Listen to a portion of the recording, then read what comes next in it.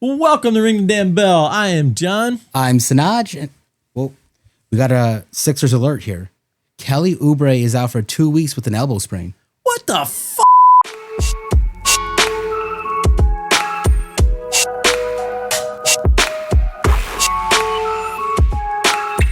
This is Ring the Damn Bell, your weekly shot of Sixers news, stories, and heartbreak.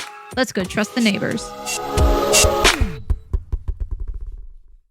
Oh my God, you got it. So it is now Wednesday night. Mm-hmm. It is actually 5:30. We just got news that Kelly Oubre is out for 2 weeks, you said? 2 weeks with an elbow sprain. Oh my God, this team is so freaking snake-bitten. We're sure, is that fake news or is that real? It's real news. Can I just say one thing really quick? Yeah. Mm-hmm. Thinking about this week's podcast, I told you my thought of the process years. Yeah. How we feel like reverting back to it. Everyone's injured. We have G League players on the floor somewhat. Then we get to Kelly Oubre news. Unbelievable. I feel like it is 2014 all over again. I'll tell you, and I was going to come on a little bit positive because we beat a G League team last night. You know, we had Campaign banging 90% from the field last night, 8 for 8 from three. 100% from the three. 32-point career night for him. Kelly had 31 points last night. And now you're telling me he's now out. He has one of the best games of his season. And the very next day, he's out with an elbow sprain. You know, I watched the game, and I even watched the replay of the fourth quarter, and I didn't see anything happen. Right. So there was nothing last night, but so he's out. So now we got Maxey out for minimum of 3 weeks. We didn't even talk about that yet. No, unbelievable. Jesus. So, I don't know, we lose Embiid. We lose Paul George. We lost VJ for a little bit. got him back. Then we get him back. And then we lose Tyrese Maxey. And now Kelly Oubre. We're the G League Sixers. You can't blame trainers and staff on this, but it's just a medical staff. But I don't know what's going on. I mentioned the process years, and the joke always has been because of what Sam Hinkie did. By the way, I'm a Sam Hinkie fan. I want to follow through what he went through. But that being said, they always said the basketball gods curse us after that. It's still going 10 years later. You know, it's been tough the past few weeks, right? Yes. We had a little glimmer of hope last night. I mean, but man, I'll tell you what, when it rains, it pours. It just seems to get worse all the time. We're in a typhoon right now. We are in a typhoon. So, right before the playoffs. And here's the thing. So we could say, let's tank. Well, the Jazz are getting fined for tanking. So, but even if we tank, that doesn't help us either. You're middle of the pack right now. What's the point of tanking? We could have the worst record in the league and still be screwed, right? Because next year we don't control our first round pick. Nope. You know, it's top 4 protected, right? Top 4 protected This summer. Yep. This summer. So, you know, our luck, we would and Sanoj, who owns that pick? The person I've been talking about is probably the best GM that ever lived, Sam Presti. Oklahoma City. Now, okay, they need help, don't they? They're getting a lot of help from us. They are. You know, we gave them Jared McCain. Now we're gonna, they're gonna, our luck is this. We're gonna. Do you know? Let me finish this, please. We're gonna slide down to number 10. You know, we're not gonna fall out of the play-in as bad as we are because Glenn's gonna protect us there. Glenn has Milwaukee playing so shitty that they're not gonna make it into the play. So we're gonna wind up being 10th in the play-in, and we're gonna probably go out first round. We'd have to win 2 games to get into the playoffs, and what kind of so in the lottery we're probably going to get the 5th pick. Does any of this matter? Because at the end of the day, we're going to barely get into the playoffs. But what happens if we get the 5th pick? Or we don't get the 5th pick? Nope. That goes to Oklahoma City, who really needs help these days. So even if we do get into the playoffs and we march into the playoffs, you're either facing the Pistons. This is what I keep saying each week. The Pistons, the Celtics, Tatum is back. You got the Cavs, and what are we doing? I don't know. You know, we were on the AC Mike radio show today. I had a nice little session there with Mike. And at the end of it, I didn't know about Kelly at the time. Right. So at the end of it, I said, okay, here's a little bit of a glimmer of positive thinking. You know, we could still wind up, maybe we work our way back into the 6th spot. You know, I mean, that's what you're thinking, not me. Well, it's really tough because, Orlando and when we said that Tyrese Maxey is going to be back in 2 games, I said to you, "Are you sure?" When you said Embiid is going to be back at this game against the Hawks Saturday, I said, "Are you sure?" After you said that, then I heard him saying that, he's going to be reevaluated, and then he said a minimum of 2 games. Don't ever believe what the Sixers organization tells you. It's the darn truth. After last week's cursing, I'm gonna be a little hunky dory here. Unbelievable. No, Anyway, but I don't know what to say. This is like just disgusting. Last year, all the injuries. Now this year, all the injuries. Can we ever be healthy? I don't know. We're snake bitten. I was going to say that, if we did make it, even if we were, a 7th seed or an 8th seed, we had to play a game, get into the play-in. If we go in healthy, the whole plan this year is to keep Joel's. This is where I was earlier today. Now, I'm moving around the triangle again. But if we were to roll into the playoffs healthy, then we are a team that, teams don't really want to play because we could sneak up on some people. I don't know, Sanoj. You know what? At this point in time, I don't think we're going to roll into the playoffs healthy. One of my favorite podcasters, Sixers podcaster, I say, Run it back, Philly. Run it back, Philly. Run it back, Philly. Great sweatshirt on the other day. Can you guess what it said? If healthy. I saw him with a bag on his head the other day. I don't know if that shows up. Yeah. His sweatshirt said, if healthy. His hoodie said it. Yeah. And I said, this guy has the perfect shirt on because anytime you talk about the Sixers, all you can ever say is, if healthy. If healthy. Asterisk, if healthy. Yeah. To bring us back into a positive light, because we've been I have been so negative. Let's try to be positive. We're going to be positive. All right. We're positive. We're Sixers therapy. Sixers therapy now. This is Okay. therapy session. All right. Okay. All right. So we've been dogging out Nick Nurse, Josh Harris, Daryl Morey, everyone. So let's talk some positives. I'm happy Jared McCain's doing well. We don't want to see another team do well, but if Jared McCain, I'm happy to see him. They had a game that came down to the wire against the Nuggets. Yeah. SGA had the buzzer beater win. Who was on the floor?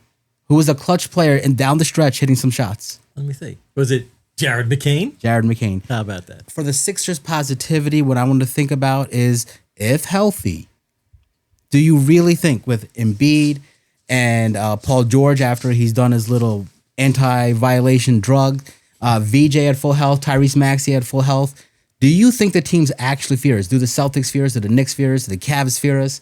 Yeah. Do you think so? I think they should be. I think they do fear us.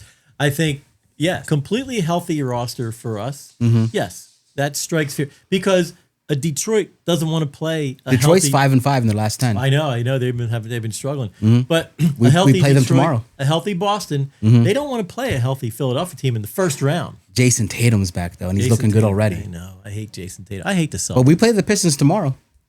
Well, we're not going to have anyone. It's going to be a G League team. It's going to be VJ and a G League team. Right. Oh, we got Q playing. Quentin's playing.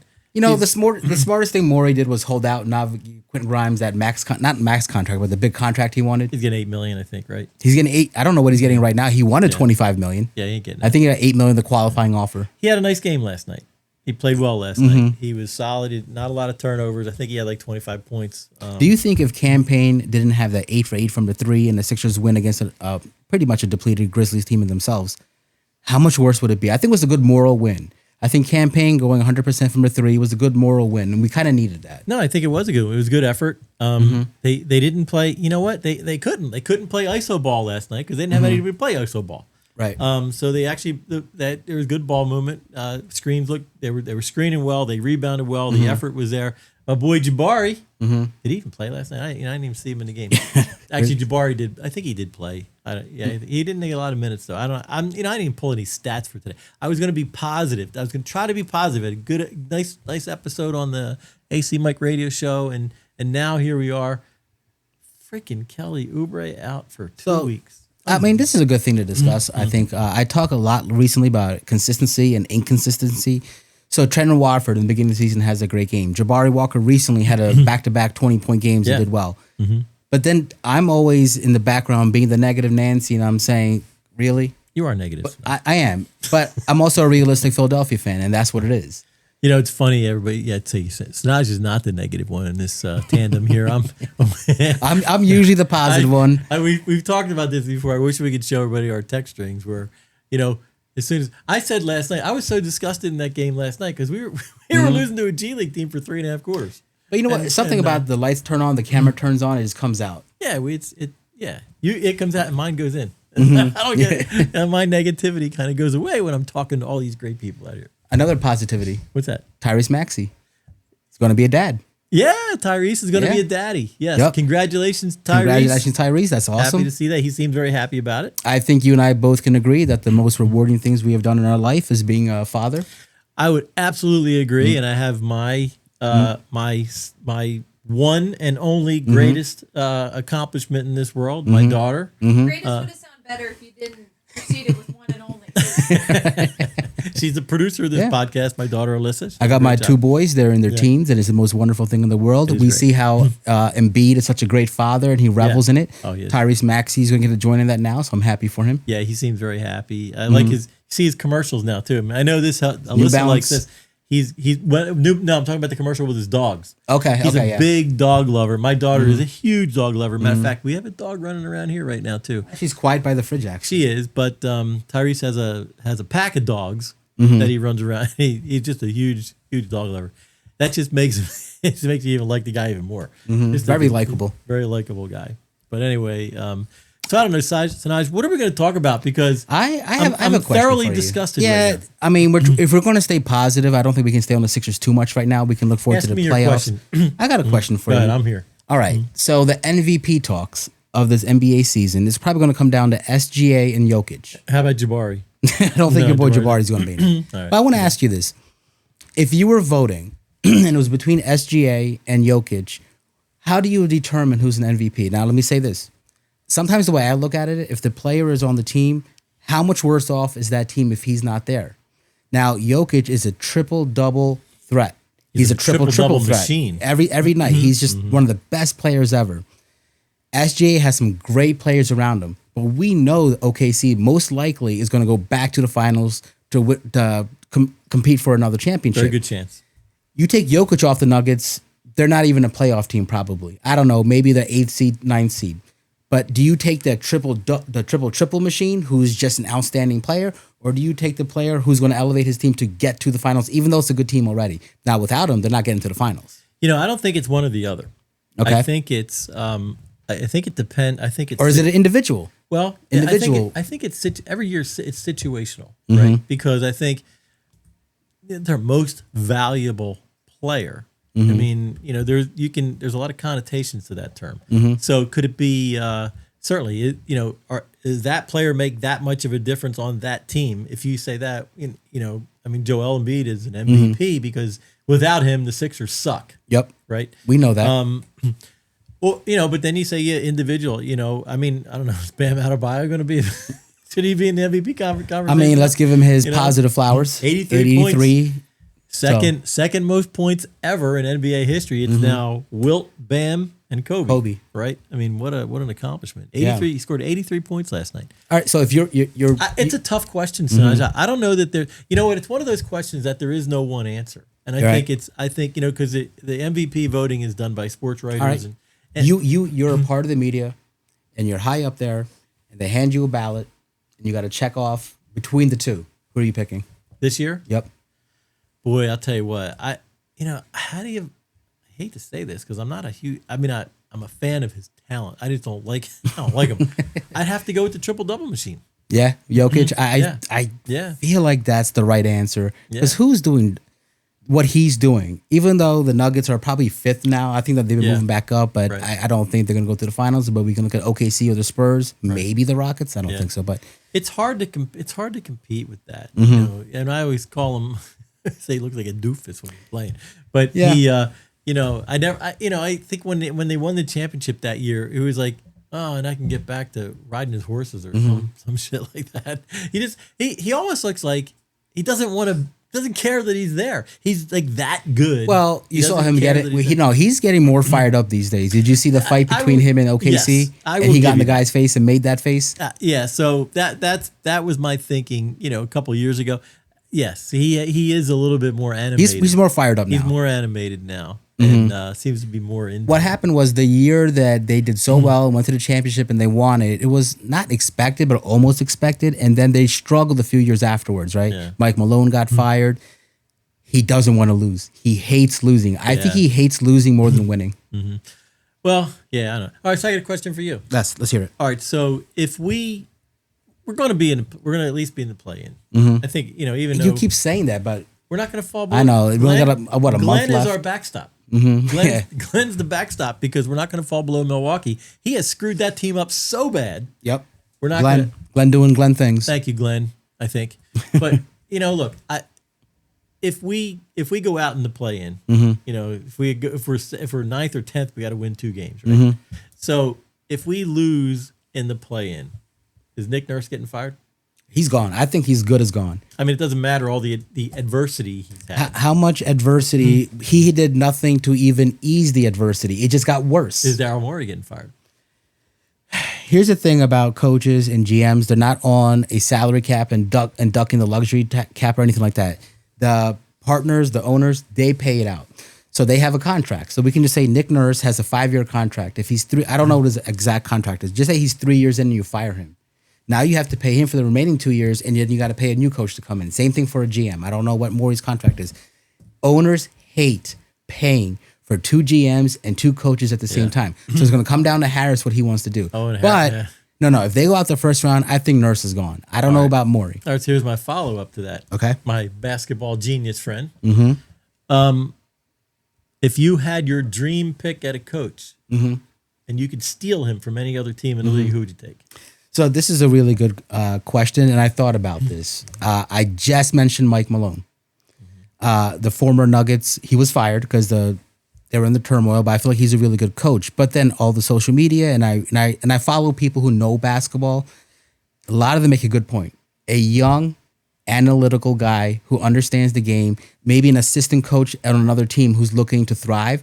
We once in the Embiid and PG time is done, we have Maxey, we have VJ, we have young players to grow, like a Joe Mazzulla or something of those, that. You didn't name my pick yet. Who's your pick? Eric Spoelstra.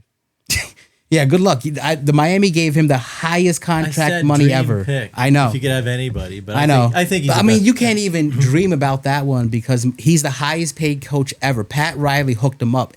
And deservedly so. He's a good coach. He's a very good coach. He's a really good coach. But I don't know who's out there. A young analytical coach who understands young players' minds, culture. Yeah, I don't know. What Malone, Spoelstra, Mazzulla, they're all really good coaches. I mean, the organization. Udoka, who's in Houston now. Yeah, as much as I hate the Boston Celtics, and I've told you I hate them, right? I've heard that before. I despise the Boston, but their organization. They know what they're doing. Their organization's solid, man. They have player development. They had Tatum was out. They got rid of Porzingis this year, and they're still. They got Vucevic. They're always moving things around. They know how to move around. Their GM knows what they're doing. Yeah, Brad Stevens. And then they put role players in and make them look like all stars. I just don't understand that. When you have a world class organization that knows what they're doing, it makes all the difference. They lost Tatum. And they were still top of the heap this whole time. Now Tatum is back. Yeah. Now it's going to come down to the Knicks and the Celtics and the Pistons. I mean, that's going to be fun. Are you really glad we passed up on Tatum? The Spurs beat the Celtics the other night. I saw that. Yeah, I did see that. Spurs. I like to see my Wemby do things. Spurs are a dark horse pick to come out of they could take OKC down in the West. So you mentioned this before, and I agree with you. But the more I think about it, the way OKC plays, they're such an efficient, smart team. They are. Yeah. Wemby's still young. The team is still young. They don't have long playoff experience. OKC just won the finals. They know what it takes to get there. That's true. So are they as hungry as they were last year? And you might be just as hungry to taste it again. Well, look who the OKC has not been able to beat this year. Who's that? Spurs. I think they. That's true, but beat them. I think they lost them 3 times. But we say this all the time. The playoffs is a different atmosphere. The intensity just rises. It is. It's a completely different game. You know who we lost a complete season sweep to? Who? The Atlanta Hawks. They got our number. They do. They got our number. Unbelievable. We know that our interior defense is horrible and we can't grab an offensive rebound. For some reason, the Hawks can really expose it well. How can you not? I don't know. I'm just disgusted with this team. I did renew my tickets.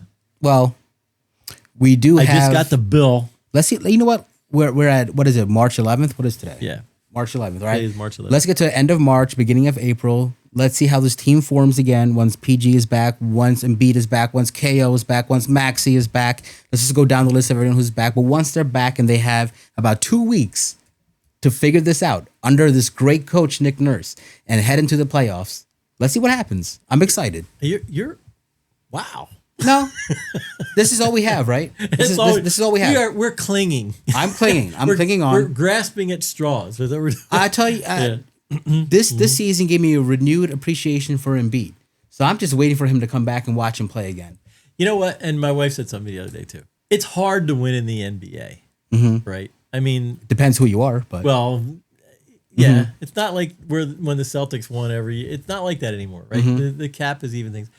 The better organizations tend to rise to the top and be there every year, but every team goes through injury adversity. Now, do you think that the Sixers' injury adversity is miles worse than everybody else, or do you think other teams are as injured or deal with the same type of adversity? I gotta think that we're up there because we're just losing. We literally hit record, and we heard KO was injured. Yeah, it sure feels that way. Now, obviously, we watch. We watch we watch every Sixers game, and we see all the other teams come through.